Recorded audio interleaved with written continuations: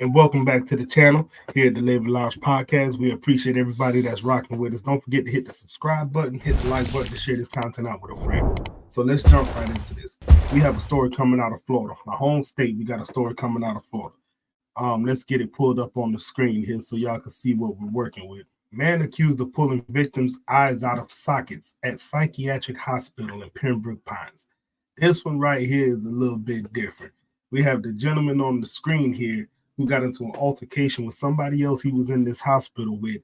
And, he took it a little, I would say he took it a little far. This is a gruesome story to where in the altercation, he ended up beating on the man and at one point ended up just snatching the guy's eyes out of his socket. Alexis and Christine, I just obtained the arrest report for the suspect in this case, and it says that this incident went on for approximately 7 minutes before another patient realized what was happening and then notified staff members who called police. Let's go ahead and show you what the suspect looks like. He's been identified as 34-year-old Reynaldo Bermeo. He is the man Pembroke Pines police said brutally attacked another patient inside the South Florida State Hospital, a mental facility, on Sunday. Hospital staff said it was just before 4 in the afternoon that Reynaldo and the victim, who are roommates at the facility, got into an argument, which then escalated to a physical fight. Investigators said that the suspect punched the victim in the face, threw him to the ground, where he continued to beat him before gouging both of the victim's eyes out completely. While the man was quickly rushed to another local hospital to be treated for his injuries, police ultimately arrived and arrested Reynaldo. Now, Reynaldo faced a judge early this morning, now facing charges of aggravated battery. His public defender waived his appearance, saying that his client does have a severe mental health issue. That judge ultimately ordered that Reynaldo be held with no bond. Now, right now, we're working to gather more information as to what ultimately led up to this incident. As for the victim, at last check, he was heavily sedated. He did lose his vision after both of his eyes were unable to be reattached. But if you go through some of the stuff that I'm going to read here, you'll see that there's some things that I got questions about, right? So the attack was reported around 4:45 p.m. Friday at a South Florida State Hospital. According to Pembroke Pines police, the suspect, Reynaldo Bermeo, and the victim were involved in a verbal altercation which turned physical.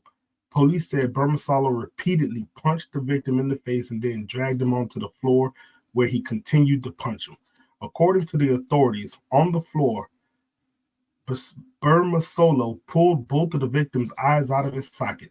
The attack lasted for about 7 minutes, police said. Another patient who was walking past the two men's room saw what happened and alerted hospital staff, who then called 911 about an hour later. This is what the authorities said.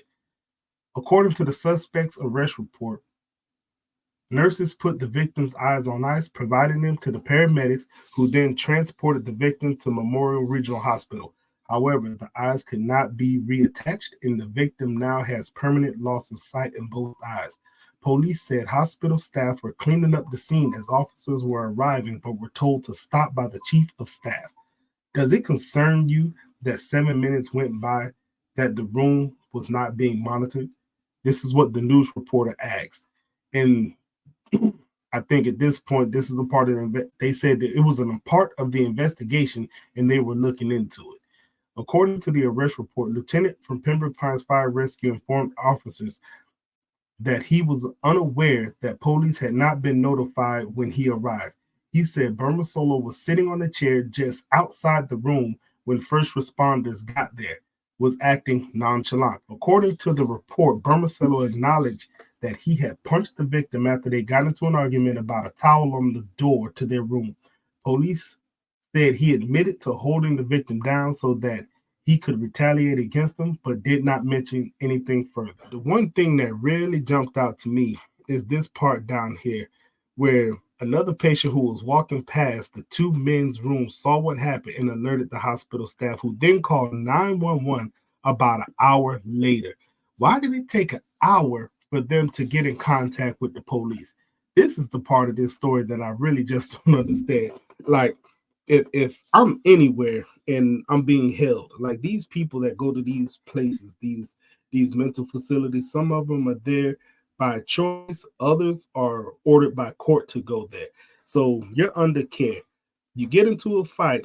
I'm getting the life beat out of me. And this guy proceeded to rip my eyes out. Not only did he have 7 minutes to do so, but the 911 wasn't contacted to an hour later. Let me tell you something, man. That's a little outrageous to me. And again, I don't know like all the details because we're just reading the story and this is what we have to work with. But at the end of the day, 7 minutes unattended is too long for a fight to be happening and nobody sees nothing, right? Matter of fact, it was reported by somebody else who was in the hospital. Number two, why did it take so long to get 911 on the line and get somebody out here so they could try to get this man's eyesight saved?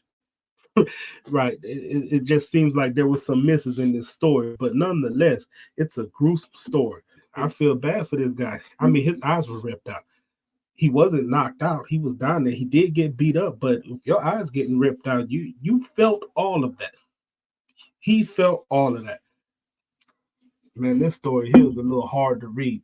And I'm gonna be honest with you, man. It took me a while because I've had this information for about a week now, and I was really dancing about if I was gonna do a video about it. But at the end of the day, I mean, it's news. It's news. And I remember as a child, this was kind of some of the reasons I was afraid to even look at the news because you would hear stuff like this. This is traumatizing to a kid. But tell me what y'all think about this, man. Leave it down in the comments. And until next time, I'm out.